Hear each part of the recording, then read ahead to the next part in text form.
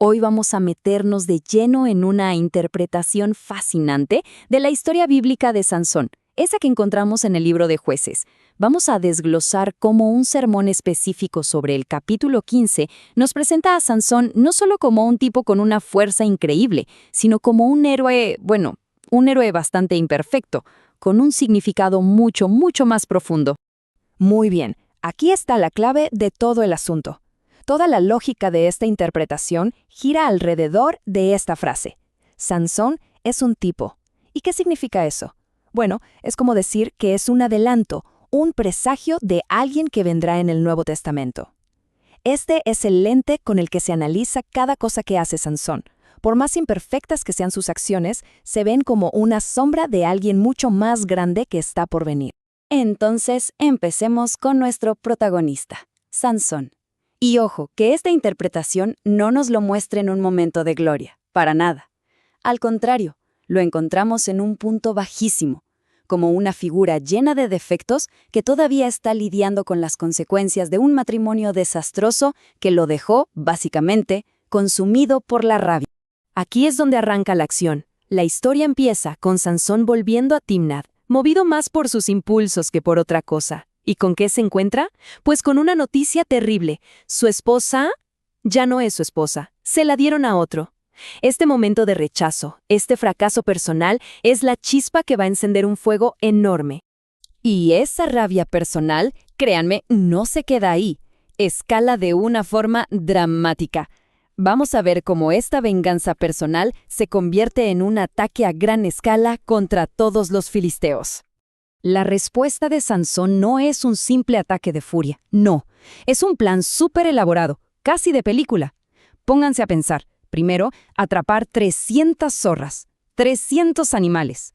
Luego, atarlas en parejas por la cola, ponerles una antorcha encendida en medio y soltarlas para que corran aterrorizadas por los campos enemigos. Es un caos, sí, pero un caos perfectamente calculado. El resultado fue, como se imaginan, una devastación total. La interpretación resalta que esto pasó justo en la cosecha, la época más seca del año, lo que garantizó que el fuego arrasara con todo. El grano, los viñedos, los olivares, toda la ganancia de un año de los filisteos hecha humo. Y claro, la represalia de ellos fue igual de brutal. Quemaron vivos a la que fue su esposa y al padre de ella. Y es aquí donde la cosa se pone teológicamente compleja. En medio de todo este ciclo de pecado y venganza, el sermón lanza una pregunta muy audaz. ¿Es posible que, en medio de todo este desastre, la mano de Dios estuviera actuando? ¿Será que este fracaso y esta furia pecaminosa eran, de alguna manera, parte del plan? Y la respuesta que se da es un sí rotundo. La idea es que Dios estaba usando las acciones imperfectas de Sansón, su venganza personal, como una herramienta para un objetivo mucho más grande: empezar a liberar a Israel de los filisteos. Así, la guerra privada de Sansón se convierte en parte de un plan divino. La historia entonces da un giro impactante. Justo cuando Sansón se establece como el enemigo público número 1 de los filisteos, la mayor amenaza no viene de ellos, sino de su propia gente. Y no hablamos de un grupito, ¿eh? Fueron 3,000 hombres, 3,000 hombres de su propia tribu, de Judá, que se organizaron para ir a arrestarlo. Un ejército entero de sus compatriotas se puso en contra del único que podía liberarlos. ¿Y por qué lo hicieron? Bueno, esta cita nos deja clara su motivación. Ellos no querían libertad, querían paz, aunque fuera la paz que da la opresión. Las acciones de Sansón estaban alterando el orden de las cosas, y ellos simplemente querían que parara. Y aquí es donde la interpretación conecta todo con su idea central. Por un lado, vemos a Sansón traicionado y entregado por la misma gente que debía salvar. Por el otro, se traza una línea directa a un versículo del Nuevo Testamento sobre Cristo: a lo suyo vino, y los suyos no le recibieron.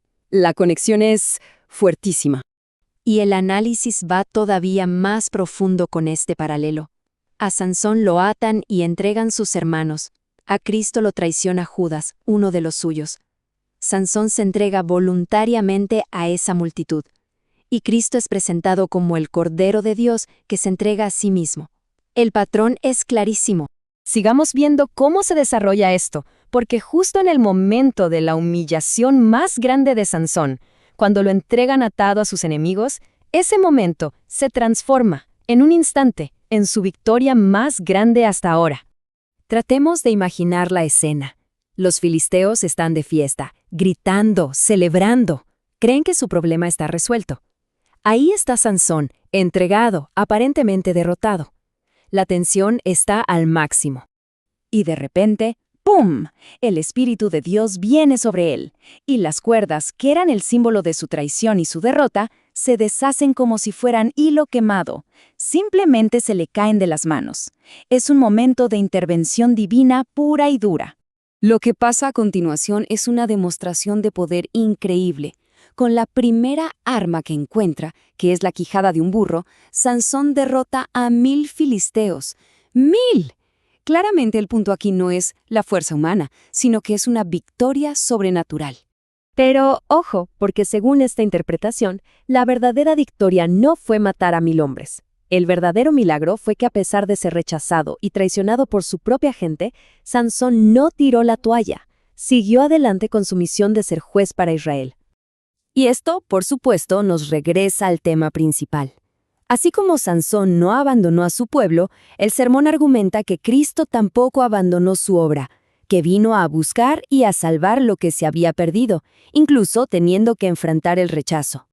Y así llegamos a la conclusión de este análisis, que termina con un desafío muy poderoso y muy directo para quien lo escucha.